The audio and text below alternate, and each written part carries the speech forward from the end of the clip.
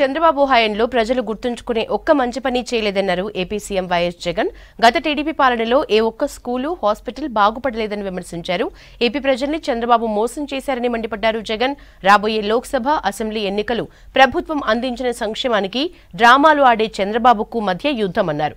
అనంతపురం జిల్లా రాప్తాడులో జరిగిన సిద్ధం సభలో పాల్గొన్నారు జగన్. ఇదే వేదిక మీద నుంచి సవాలు విసురుతా ఉన్నా. 14 సంవత్సరాలు ముఖ్యమంత్రిగా పరిపాలన చేశారు. 3 సార్లు ముఖ్యమంత్రి కుర్చీలో కూర్చున్నారు. మరి 14 సంవత్సరాలు ముఖ్యమంత్రిగా పరిపాలన చేసిన మీరు, 3 సార్లు ముఖ్యమంత్రి అయిన మీరు, మరి మీ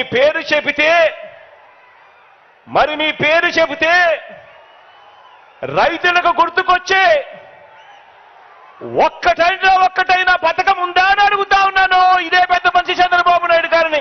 తెలుగుదేశం పార్టీ తరఫున తెలుగుదేశం మేనిఫెస్టో అంటూ ఇచ్చి, మీరిచ్చిన మేనిఫెస్టోలో ఏనాడైనా కూడా కనీసం 10% అమలు చేశారా అని అడుగుతా ఉన్నాను ఇదే వేదికపై నుంచి ఇదే పెద్ద మనిషి చంద్రబాబు నాయుడు గారిని.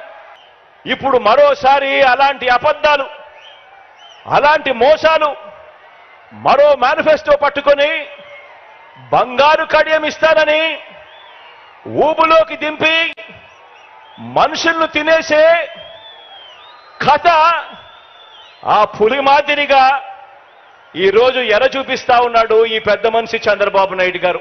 ఫ్యాన్ ఎప్పుడు ఇంట్లోనే ఉండాలి, సైకిల్ ఎప్పుడు బయటే ఉండాలి.